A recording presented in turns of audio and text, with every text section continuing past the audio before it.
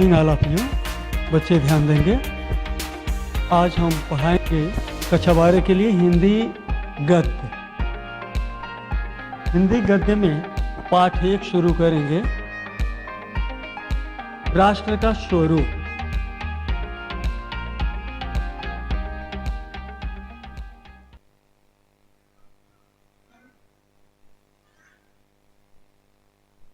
तो राष्ट्र का स्वरूप शुरू करने से पहले सबसे पहले हम संक्षिप्त में वासुदेव शरण अग्रवाल का जीवन परिचय और साहित्यिक परिचय बताएंगे।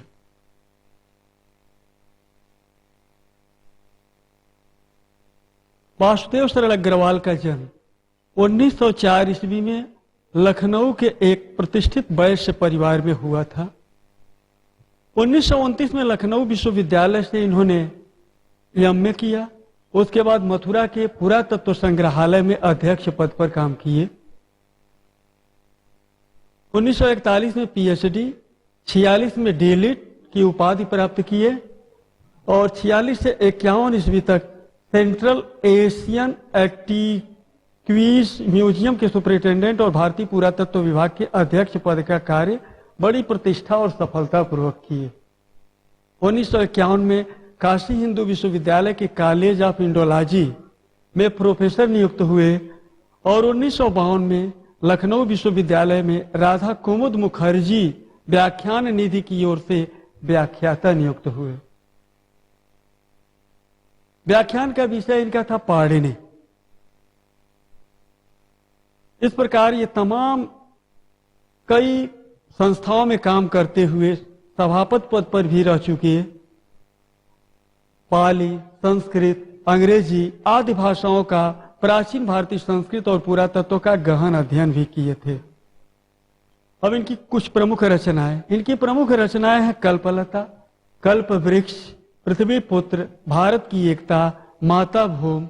इनकी प्रमुख रचनाएं। इसके अतिरिक्त और भी छोटी मोटी रचनाएं की हैं, जैसे उर ज्योत, कला और संस्कृत, भारत सावित्री, कादम्बरी, पोद्दार अभिनंदन ग्रंथ।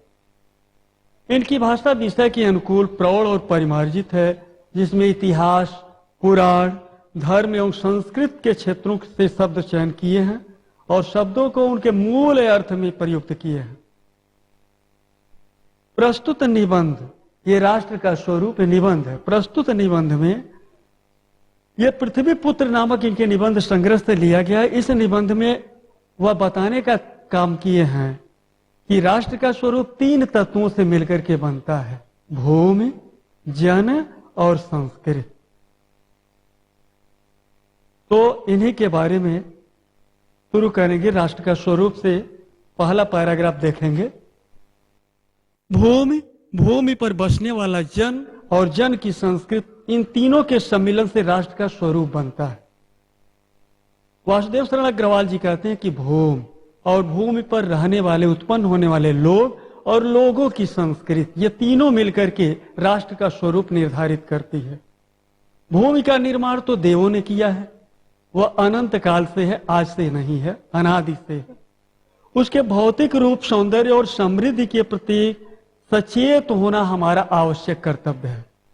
लेकिन उसका जो भौतिक स्वरूप है, सौंदर्य है और समृद्ध, उसके प्रति सचेत होना, ये नहीं कि उसको विनष्ट कर देना, सचेत होना और आवश्यकता अनुरूप अपना काम करना, यही हमारा आवश्यक कर्तव्य है।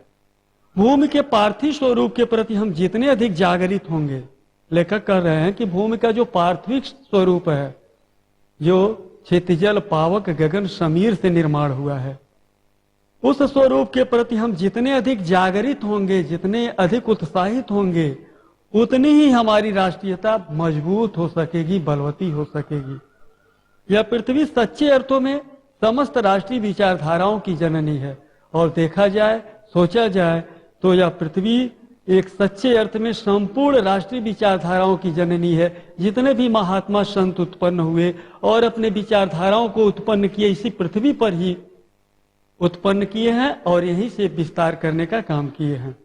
जो राष्ट्रीयता पृथ्वी के साथ नहीं जुड़ी वह निर्मील होती है और जो राष्ट्रीयता पृथ्वी से नहीं जुड़ी वो निर्मूल होती है, उसका कोई जड़ नहीं होता है। राष्ट्रीयता की जड़ें पृथ्वी में जितनी गहरी होंगी उतना ही राष्ट्रीय भावों का अंकुर पल्लवित होगा।